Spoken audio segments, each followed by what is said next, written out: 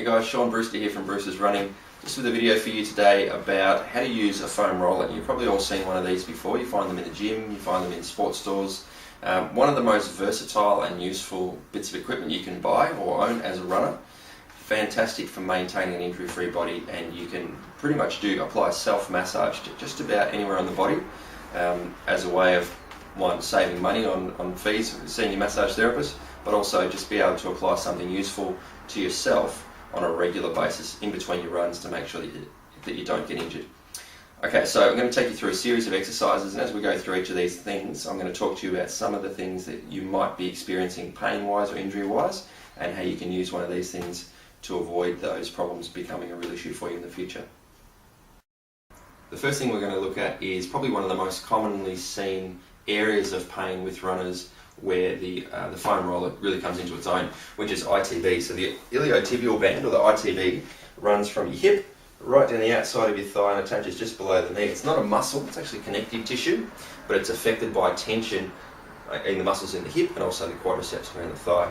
So if you start to get pain when you're running, or at any time really, but if you start to get pain when you're running down the outside of the thigh, and sometimes people develop a problem called ITB friction syndrome, which is where the ITB rubs against the bottom part of your femur here, and you get friction and a really burning kind of pain, almost like a knife sort of stabbing you in the side of the knee. It's really, really nasty. Tends to get really painful running downhill in particular, but can also, if it gets bad enough, give you problems while you're running on flat ground as well. You'll certainly know if you've got that pain. It's really sharp pain right in the side of the knee, but it also radiates up and down the thigh. So, really simple way to apply the foam roller for this particular problem. Foam roller goes in the ground. You lay on top of it. You can vary the amount of pressure on this based on what you do with your hands and your feet. And the first time you do this, if you do have ITB problems, it's going to hurt. It's going to be really painful. It's like a very, very strong deep tissue massage, but you can control the pressure by what you do with this foot and your hands here. So what we're going to do is, by putting both hands on the floor and this foot here flat on the floor, we have 3 points of contact to lift weight off of this leg. If you just rest on an elbow and put one leg up like this, there's a lot of pressure on that and it can be pretty uncomfortable. So both hands on the floor, one foot here, we push yourself up to take your weight off the bottom leg, and then with that bottom leg it's straight and you're rolling yourself pretty slowly up and down along the foam roller. And you want to take the foam roller right up to the hip and then slowly down the outside of the thigh to just above the knee. If there's a particular spot that feels really tight and you can handle the pressure okay, just spend a little bit of time either laying directly onto that point or rolling backwards and forwards just across that. Obviously you've got to work within what your levels of discomfort are, and if it's really painful, you can take the pressure off or just roll past that area a little bit faster. So the ITB runs directly down the outside of the thigh, but the connective tissue from the ITB connects itself in through your quadriceps and your hamstrings. So that means when you're rolling, spend a bit of time rolling directly on the side, but then roll slightly forward and pick up what would be the corner of your thigh, so the front corner, front edge. So you're starting to get more into the quadriceps. So you roll up and down through that section a few times. Once you've done that, change your position more back onto the back edge of the ITB, or the back corner of the thigh, and you get the outside edge of the hamstrings.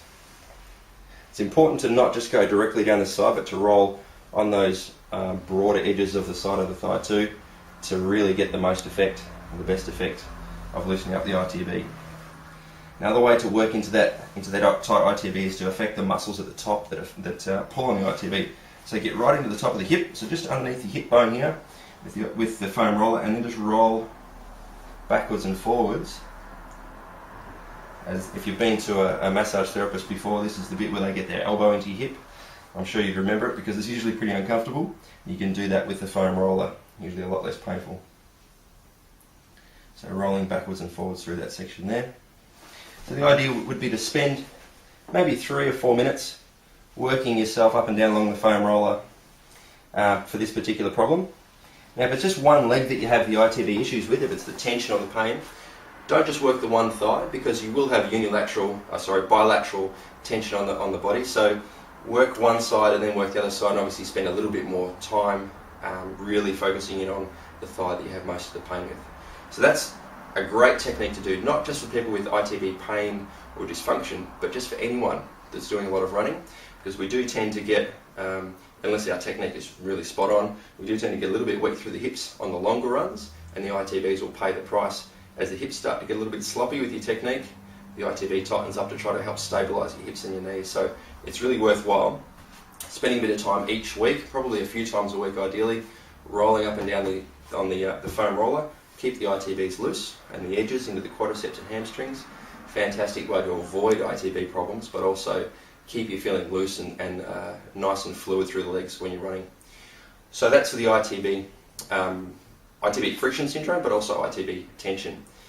Now, I sort of showed you how to roll through the edges of the quadriceps and the hamstrings.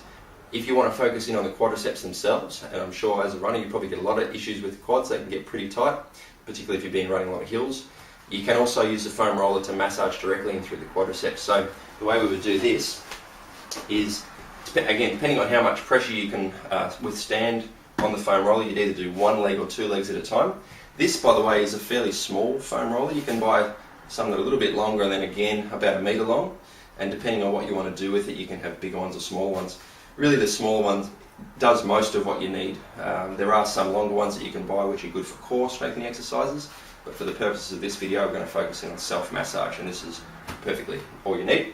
So what we're going to do here is lay the foam roller just above your kneecap, and again I'm using 2 hands and a knee, and from here I can roll forwards and backwards. By doing it this way, I take a lot of weight through my hands and my left knee over here, so there's not as much pressure and shouldn't be as much pain in the quadriceps. And again, change your angle a little slightly, turn the foot in to get the outside of the thigh, turn the foot out slightly to get more on the inside of the thigh. If I want to apply more pressure to the quadriceps to get a deeper massage, I can take this other foot, drop it onto the other leg there, so I've got really my whole body weight minus some of my upper body working through that foam roller. And you can also, particularly with a wider foam roller, do both quads at once, where you just get both legs side by side onto the roll, and then from there rolling up and down, just using your hands to control the motion. And it really does feel like a nice deep remedial style massage through the quadriceps. Great to keep them nice and loose. So that's for the quadriceps. Again, roll through the front, try to get the edges as well to get the inner and outer quadriceps. And if you feel one area on the quads that are particularly tight, you might have a trigger point in the muscle. Get the foam roll into that position, let your body weight sink into it, and just hang on to that position until you feel that pain start to dissipate as the trigger point starts to release. And then from there, continue rolling through the rest of the quads. So that's quadriceps. From there, we can move around the thigh into the hamstrings. So this one is slightly more difficult to get a lot of pressure onto, but if your hamstrings are tight, I'm sure you're going to feel it. So for this one, we start off just by sitting on the foam roller, one leg out straight, walk your hands back behind you, and then from here, you can roll your body weight. So again, 3 points of contact with the ground, 2 hands and 1 foot, and you can just roll that leg out from top to bottom along the hamstrings. Again, pick up the angles, turn the foot out to the side, turn the foot in, and you'll get different bands within those hamstrings there. If you want to add more weight to it, one leg on top, just more body weight applies more pressure. You can work yourself up and down along those different bands within the hamstrings there as well. Okay, so those ones, so between those 3 exercises, you've picked up the ITB, the quadriceps, and the hamstrings. Now, if we wanted to go more into the glutes, and if you've been running hills, you know all about glute tension, piriformis, another little muscle in through the glutes. This can be really uncomfortable if the muscles are tight, but fantastic way to release it. So for here, what we're going to do is position ourselves onto the foam roller on an angle. So I'm facing kind of 45 degrees off to the side.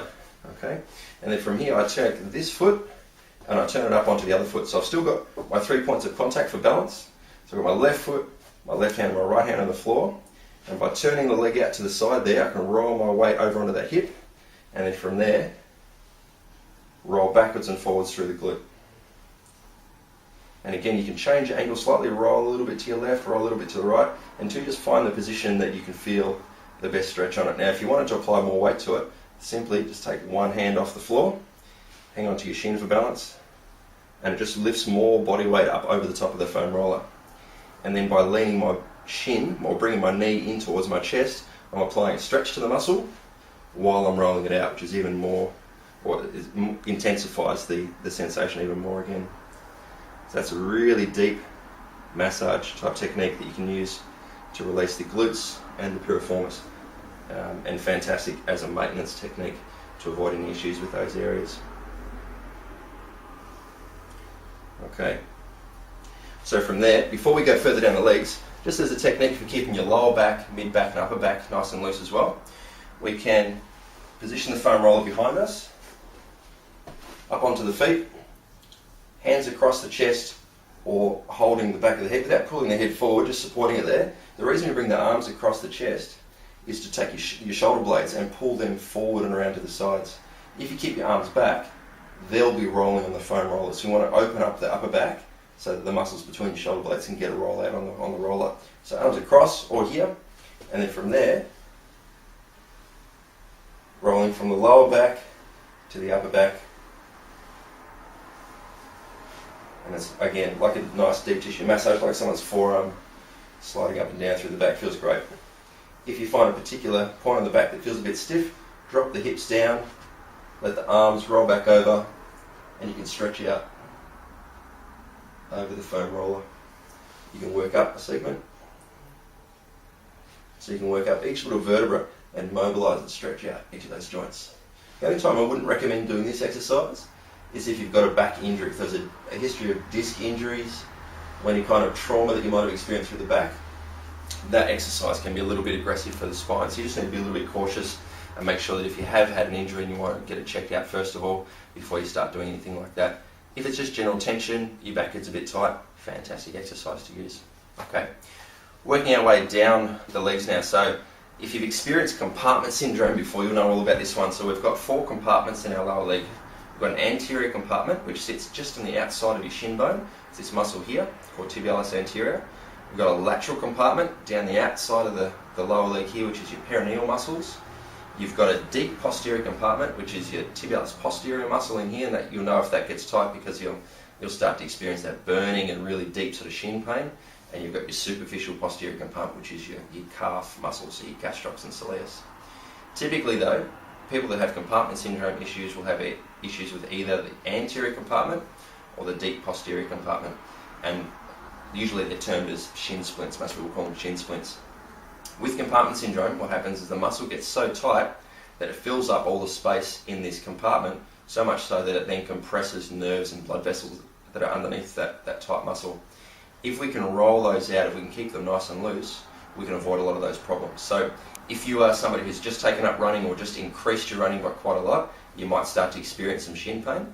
And that's just a result of the muscle getting overworked and so tight that it can't keep up with the load that you're putting on it, and therefore it expands within that space and compresses those nerves and blood supply underneath. So we can use a foam roller to avoid that muscle tension building up so much. If you start to experience pain on the bone itself, that can be an indication of something called periostitis, which is inflammation of the lining of the bone. That can also be brought on by those tight muscles. Sometimes it's also brought on by trauma if you've hit the bone on something, or even infection can cause it sometimes. So if there's no other kind of extraordinary issues that are going on, it's just the muscle tension that seems to be your issue, foam roller might just be the thing that you need to keep this thing at bay and possibly avoid it happening in the first place. So using the foam roller first of all to release the anterior compartment through here, what we're going to do is foam roller goes on the floor, we roll onto it with our shin. Now obviously the shin bone, the pointy edge of that shin bone faces directly forward, so if you turn your foot in slightly, that takes the pressure of the foam roller rather than right on the bone, turns it just onto the muscle which sits slightly next to it. Okay, so from here I turn my right foot in slightly, roll onto the outside edge of that shin, and then from there, again 3 points of contact with the ground, I can roll that out. And if that muscle's tight on you, you'll feel this really like a deep ache straight away. So that's one way to do it. If that's not enough pressure, and for some people it won't be, literally just take the other foot and leg and pop it on top of the other one, and then roll it out through there.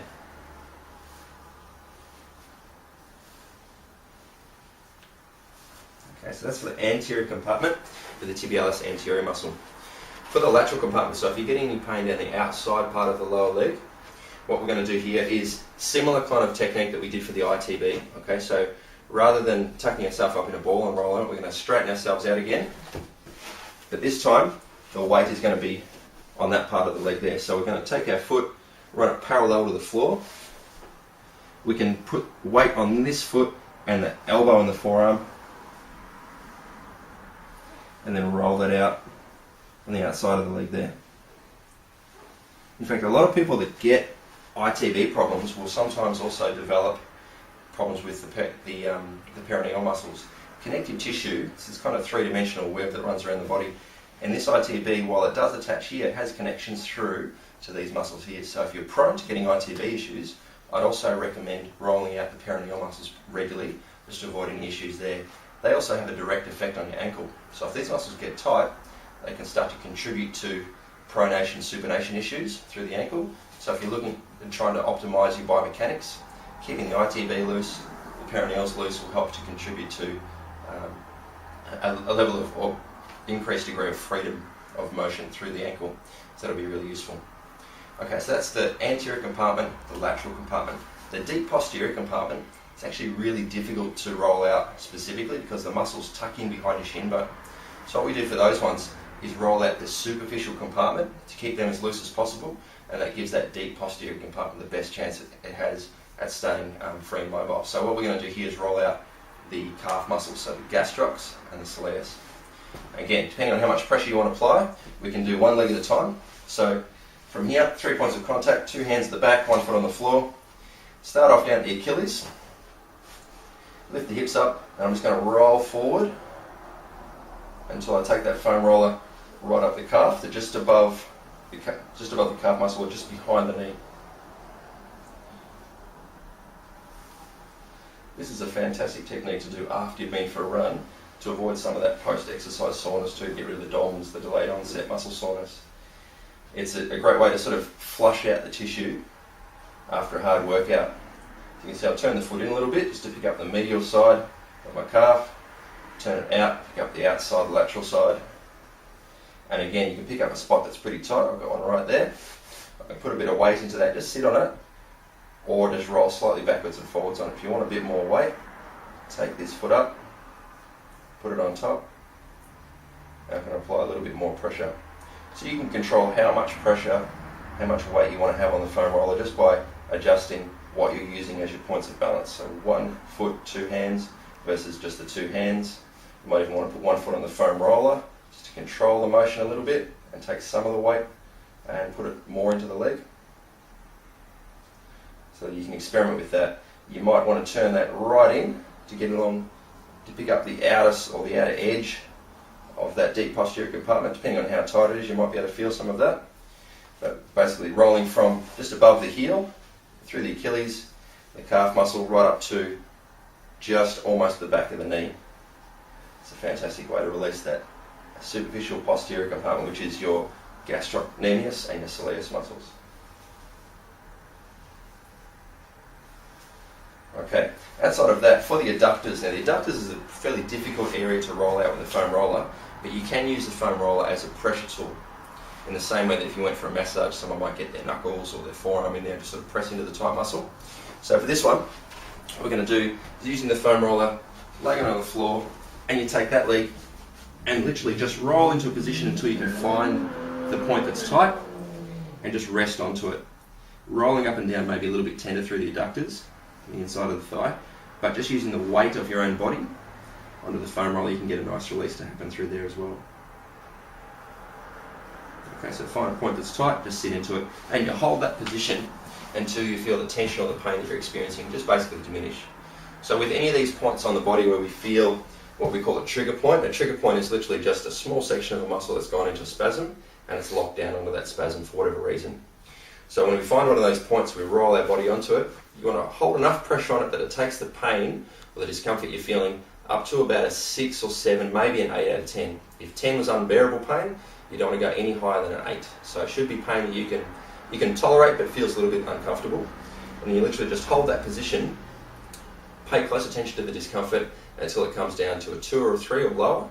And then from there, roll out a little bit further. So roll up and in the thigh or the calf, whatever area of the body you might be on. Come back, see if you can find that point again. press into it with your body weight, bring it back up to that 6, 7, 8 out of 10, hold it for, it might be 30 seconds, it might even be a minute, bring the pain back down, and you keep repeating that cycle until you can no longer take that pain and bring it back up again. What we're doing there is trigger point therapy, trigger point release, which most massage therapists, myotherapists, physiotherapists will do.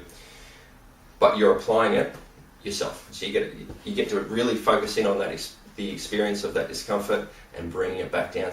So you've got total control over the release yourself. The other advantage, as I mentioned before, of course, is that you can do this every day. So whenever you feel a bit of tension, a bit of niggle building up, you can get straight onto the foam roller.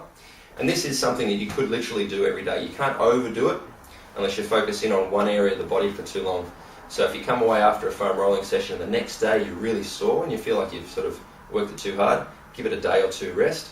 But basically this is something you should be able to do on a regular basis to keep your body nice and loose. So I've shown you how to work through the thigh, the lower leg, the lower back, mid back and upper back. That should pretty much keep you covered for all of your running activities, keeping everything nice and loose. If you want to find out more information about how to work on particular areas of the body, or if you've got any specific questions about injuries or any other problems that you might have, feel free to drop us a line at Brewsters Running, either through email or dropping a comment through our blog. Our articles come out each week, so you can have a read through those to get more information, more ideas on how to look after yourself and motivate yourself and how to get more out of your running. Thanks very much. We'll see you again soon.